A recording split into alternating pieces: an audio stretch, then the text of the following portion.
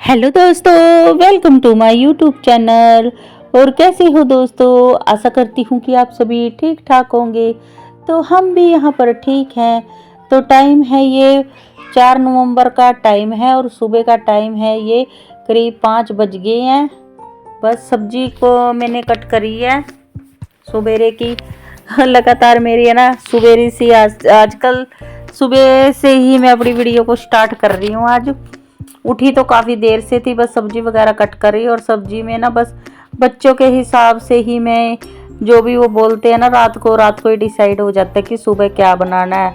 नहीं तो ना दीपांशी का तो ऐसा हिसाब, अगर उसकी पसंद की ना बनाए ना तो वो ना लंच बॉक्स को ही ऐसे ले आती है। फिर बच्चा से खाना ना खाए ना फिर अच्छा नहीं लगता। वो बोल रही थी मम्मी भिंडी की सब्जी बना देना, तो बस फिर मैं भिंडी की सब्जी बना रही हूँ। और करीब आधा के किलो भिंडी ली होगी मैंने। और इसके पापा को ये भिंडी की सब्जी इतनी पसंद नहीं है, बाकी सब हम खा लेते हैं अच्छे से।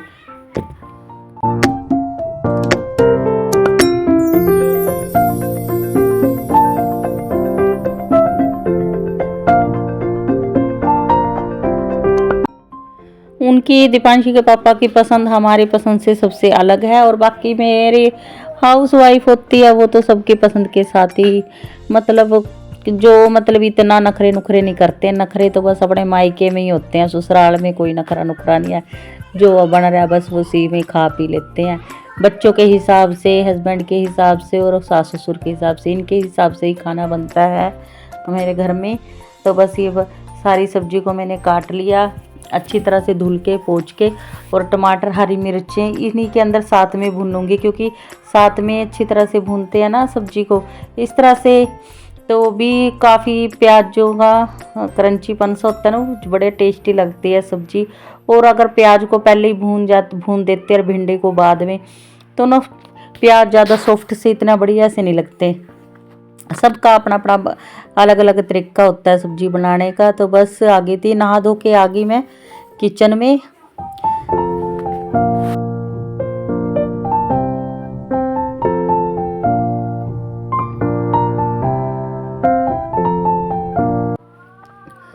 तो बस ये कड़छी डाल दिया मैंने तेल। और हम ज़्यादातर ये खाने में ना सरसों का तेल ही हमारे घर में यहाँ पे इस्तेमाल करता है। सबको सरसों के तेल की सब्ज़ी अच्छी लगती है। रिफाइंड ऑयल बहुत कम, ज़्यादा कम ही यूज होता है। तो बस ये टमाटर प्याज सबको इनको अच्छे से डाल के खूब अच्छी तरह से इनको फ्राई कर लूँगी। और भिंडी बनने में ज़्यादा टाइम नहीं लगता। ज़्यादातर ना मैं ऐसी सी सब्ज़ी सुबह के टाइम में बनाती हूँ जो जिसमें टाइम बहुत कम लगे। जो ज़्यादा टाइम लेते हैं ना वो बहुत कम ही बनाती हूँ, क्योंकि ये ना बस दीपांशी की वजह से ये सब इस तरह की सब्ज़ी जल्दी टाइम मतलब उसकी वैन बहुत जल्दी आती है। वो मैंने ना शहर बहुत दूर के स्कूल में डाली हुई है ना, तो उसकी वैन बहुत ज़्यादा जल्दी आती है इसीलिए।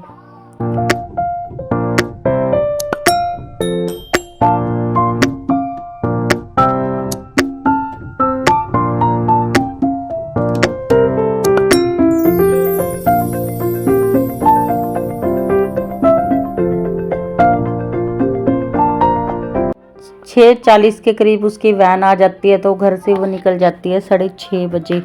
इतनी सुबह, तो इतनी सुबह तक मेरे को उसका सब कुछ रेडी करना होता है।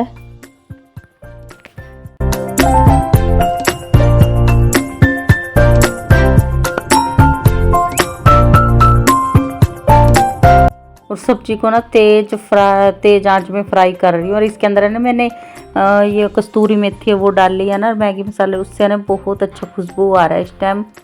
बड़ी यार सच में। अब मौसम ऑफ होने वाला है और है ना भिंडी का तो सब्जी अब जाती जाती सब्जी भी काफ़ी टेस्टी ही लगेगी।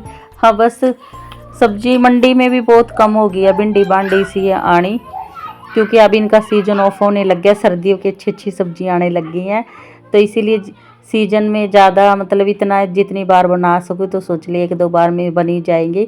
तो रोटी मैंने सब्जी भी बन गई मेरी गाय की रोटी तो हमारे यहाँ बनती ही नहीं, क्योंकि यहाँ पे आसपास में भी कहीं गाय है ही नहीं। जैसे मैंने पिछले व्लॉग में भी आप लोगों को बताया हुआ है, ना किसी के यहाँ घर में गाय है ना, और गलियों में तो बिल्कुल ही नहीं मिलेगी गाय वगैरह। तो मेरे तो घर के पास में एक जोड़ है, बहुत बड़ा विशाल जोड़ है।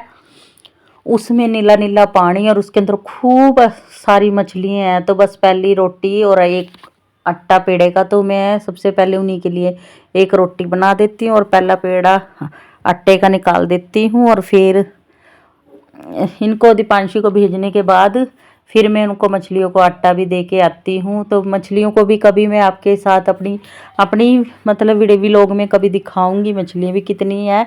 इतनी मछलियाँ हैं दोस्तों हमारे यहाँ जोड़ में की हमारी गली की नाली है ना, नालियों में भी यूं घूमती रहती हैं और बहुत अच्छा लगता है। मतलब हमारे यहाँ के लोग सारी शाकाहारी बंदे हैं, तो मछली खूब अच्छे से इंजॉय करती हैं नालियों में। और ये पारस भी स्कूल के लिए मैंने रेडी करके भेज दिया था तैयार होके।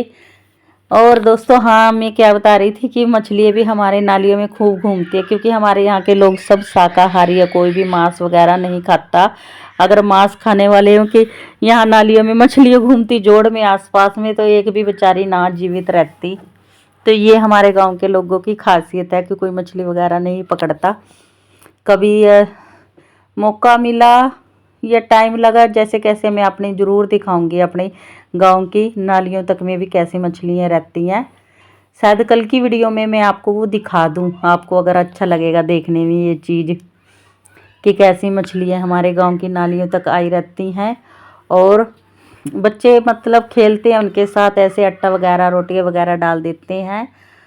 और ये बस बच्चे चले गए स्कूल और हस्बैंड भी चले गए और सब मतलब अपने अपने कामों पे लग गए। और आपको बुजुर्ग लोगों का तो पता है, ससुर जी तो यहाँ पे साथ में घर के साथ में धर्मशाला, वो तो ना ज़्यादातर अपना आधे से ज़्यादा टाइम वहीं पे बिताते हैं, बहुत ज़्यादा।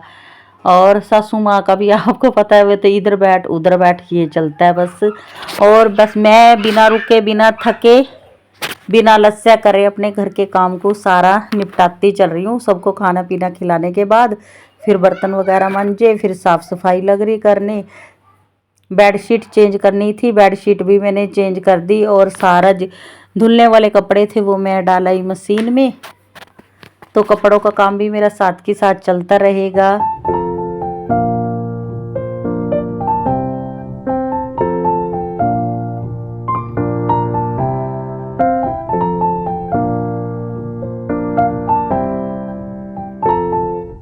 और ये कपड़े कुछ मैंने ना रात के टाइम में धुले थे, तो ये सूख गए थे, मतलब दूसरे रूम में सूखने डाले हुए थे, मैंने तार बांधी हुई है।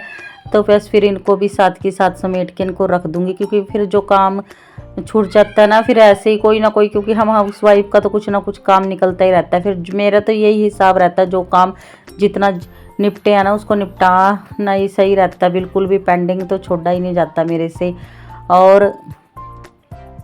और दोस्तों आलस्य होता है ना इंसान का सबसे बड़ा शत्रु होता है, इसको कभी भी अपने ऊपर हावी नहीं होने देना चाहिए। यही आलस्य हमें ज़िंदगी में कभी भी हमें आगे तो बढ़ने ही नहीं देता, पीछे ही खींचता रहता है। तो आलस्य को ना कभी भी अपने ऊपर हावी ना होने दे।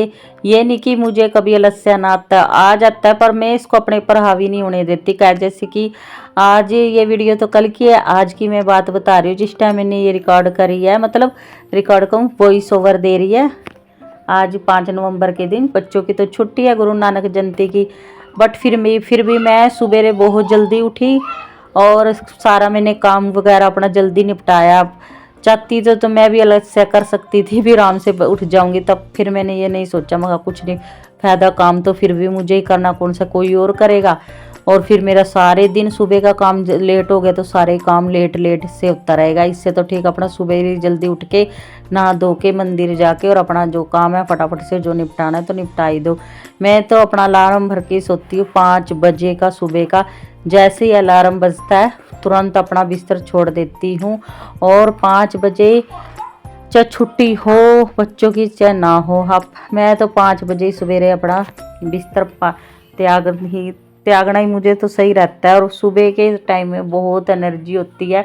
अगर किसी को नींद ही निकालनी हो तो ना दिन में निकाल लो, बाकी सुबह जल्दी ही उठना चाहिए गृह लक्ष्मी को।